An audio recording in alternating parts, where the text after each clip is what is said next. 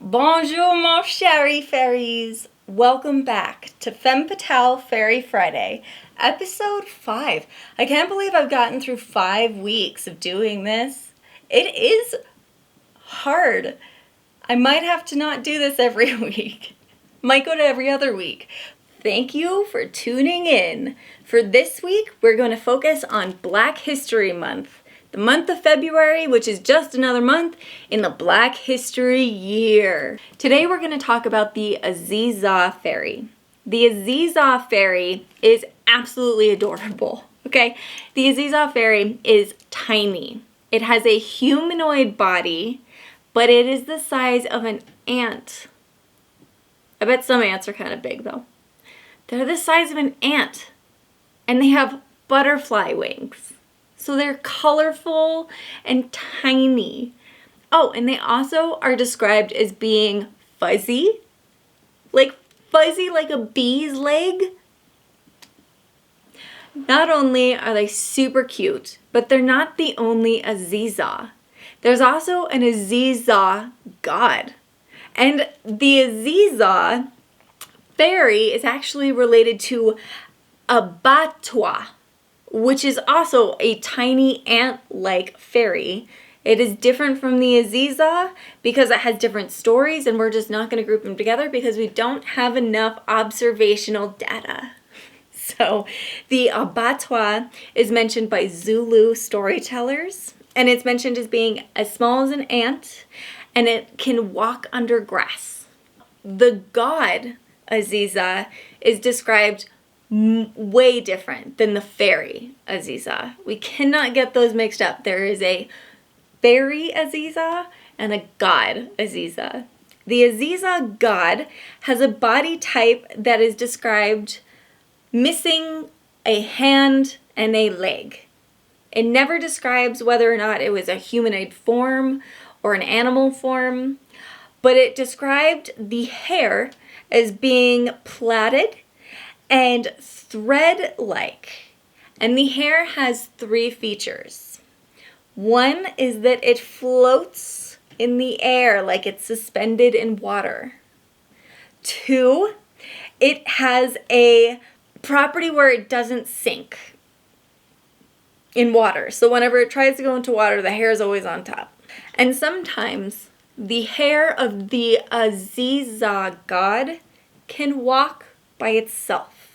And I hope I'm saying plaited or plaited.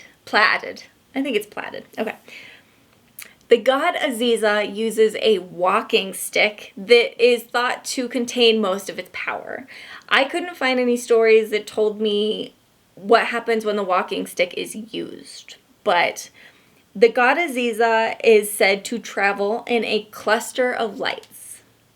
So the Aziza Fairy has lights involved with its existence as well. It's said to glow from within. So the Aziza Fairy glows from within. And the Aziza God travels on lights. Not only are they different from their appearances and how they travel, to their temperament.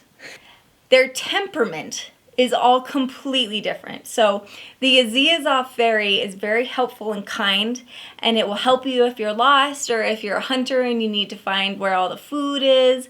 They would be the ones that would openly share their knowledge of medicinal herbs and survival tactics as well.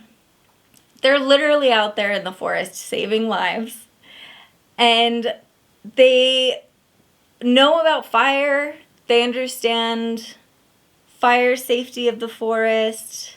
The Aziza God is completely different. The Aziza God is a god of trouble and jealousy. And hunters are not a fan of the god. Some stories describe the god as someone who will steal trapped animals before the hunter can get to the animal. The god also loathes the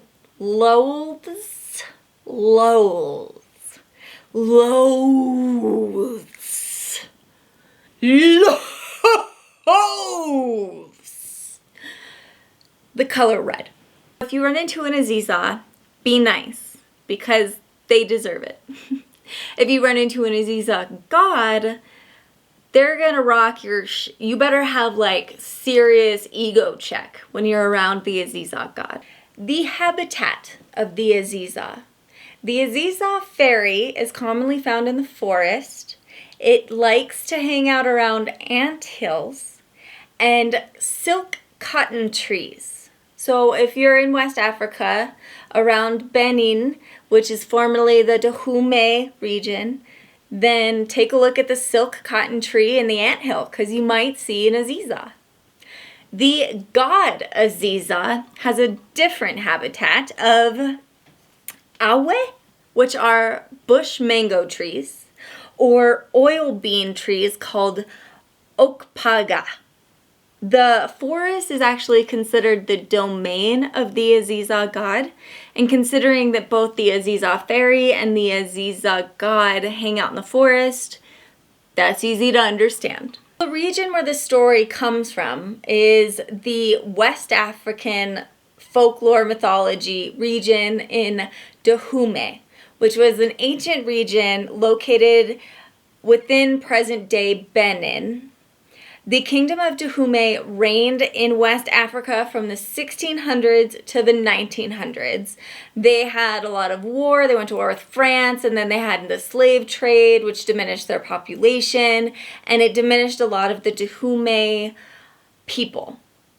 The Fon people populated the Dahomey region, F-O-N, Fon, and practiced the religion Voodoo, as it means spirit. These people had incredible creativity from their artwork to their sculptures to their clothing to their storytelling that includes their mythology and their folklore. The region is known for its legacy of the Minon or Mina, which are Dahomey Amazon warriors. These warriors were an all-female militia regime that operated in the Dahomey until 1904. Not surprising, the strong female archetypes of the Dahomey Amazon feed a little bit of the strong guardianship of the Aziza Fairy. The god isn't mentioned to be guardian, but I'm sure he wants to keep the forest protected. A review of the fairy on whether or not you run into the Aziza is 47 glowing thumbs up, because the Aziza Fairy is going to help you if you're lost in the forest, or if you fall and you need to know the medicinal herbs that you would put on your cuts. The Aziza Fairy is an amazingly kind, sweet fae that anybody would have the pleasure of meeting. The pop culture of the Aziza isn't directly addressed yet. Hopefully it will be in the future.